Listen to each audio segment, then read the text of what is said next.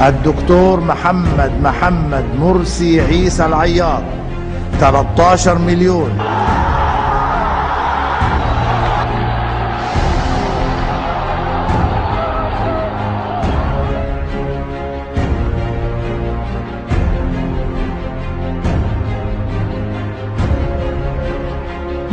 And I fully support them.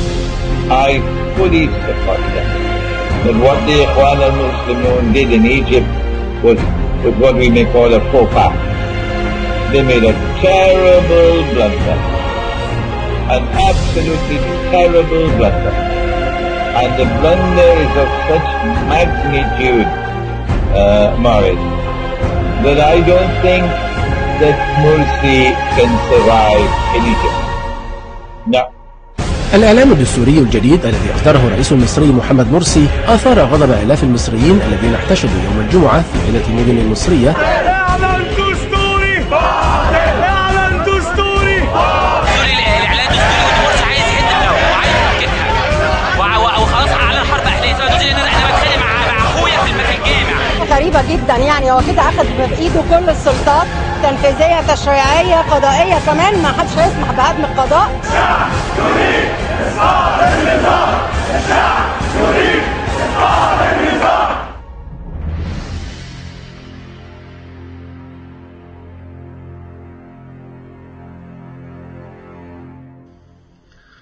We will be rooting for Putin. May I change the subject to Egypt at this point? Egypt is in terrible turmoil. I mean, I cannot understand what solutions there can be. It is polarized. What is the prognosis for this succession or the success of Egypt? Has Morsi completely mishandled the whole situation?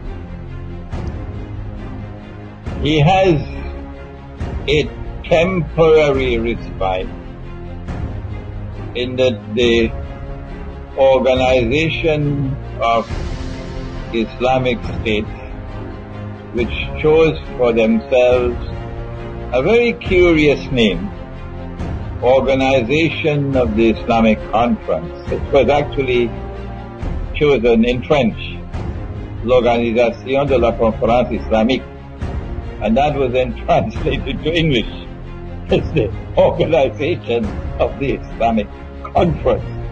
And that name remained with them for, I don't know, 40, 50 years, until they have now changed it, I believe. It is such an unimportant organization that we hardly keep up with this news.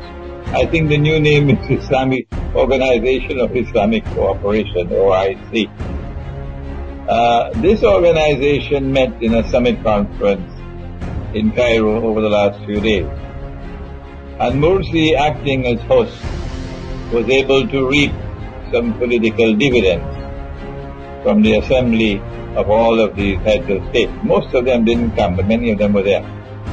And it raised his prestige. But I think it was only a temporary respite.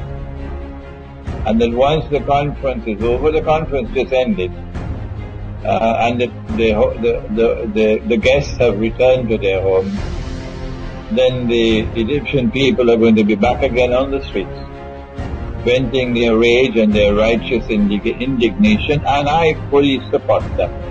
I fully support them. That what the Ikhwan al-Muslimun did in Egypt was what we may call a faux pas. They made a terrible blunder. An absolutely terrible blunder. And the blunder is of such magnitude, Morris, that I don't think that Morsi can survive in Egypt. No. Ikhwan will have to choose a successor to Morsi. Morsi may be able to return to the United States and be successful as an engineer. But I don't think he has credentials anymore to rule over Egypt. No. Because the mistake was so monstrous of pushing through that constitution over the heads of the Christians who opposed it, not having the good sense to patiently negotiate no matter how long, and try to arrive at a consensus, which is what Prophet Muhammad, Allah's blessings be upon him, did. And I did give a talk in which I addressed the subject, and I criticized Morsi and the Ikhwan al-Muslimun government of Egypt of violating what I called the constitutional sunnah, or the sunnah or the way of the Prophet, Allah's blessings be upon him, in matters pertaining to the establishment of a constitution. Because he did negotiate a constitution in Medina, and he spent something like 7 months patiently negotiating, not only with the pagan Arab tribes, but with a large number of Jewish tribes who were there. And you had to negotiate with each tribe, because the tribes, even the Jewish tribes, were at war with each other. And this is what he did, patiently, over 7 months. And at the end of it all, and without the glare of publicity, without a constitutional conference being organized, he was able to secure a consensus, an agreement of all the tribes. And that consensus became known as the Mithaq of Medina, or the first written constitution in the world. This is what Egypt needed. But the Ikhwan did not have the intellectual leadership. They did not have the capacity to turn to the religion of Islam for guidance on such matters. And so they have made a terrible blunder. What's the way forward? I don't think there's any option now, but that Morsi has to step down. And Ikhwan has to fire the advisors who led him down that path. And they have to put forward somebody else who will be more conciliatory, who will reach out to the Christians of Egypt, who were there in Egypt long before Islam came to Egypt. Oh yes. And don't forget that Prophet Muhammad, Allah's blessings be upon him, married a woman from their ranks. A Christian Egyptian woman was his wife. And he had a son with her. And that son's name was Ibrahim. And that child grew until maybe age 2 or 3, until the child died. And then he left word, the Prophet did, that we must be kind to them, for they are our kith and kin. Be kind to them, the Coptic Christians, said the Prophet, because they are your kith and kin.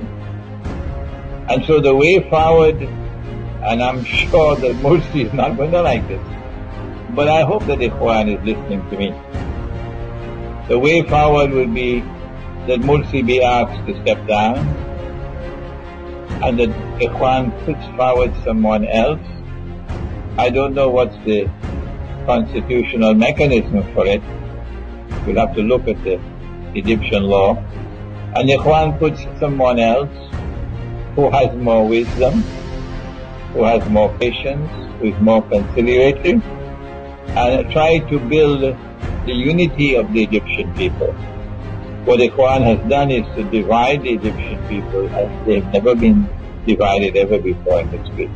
And what a great achievement for Ikhwan, to divide them as they've never been divided ever before in history, when the imperative of the moment is to unite them, to form a solid wall against the enemy.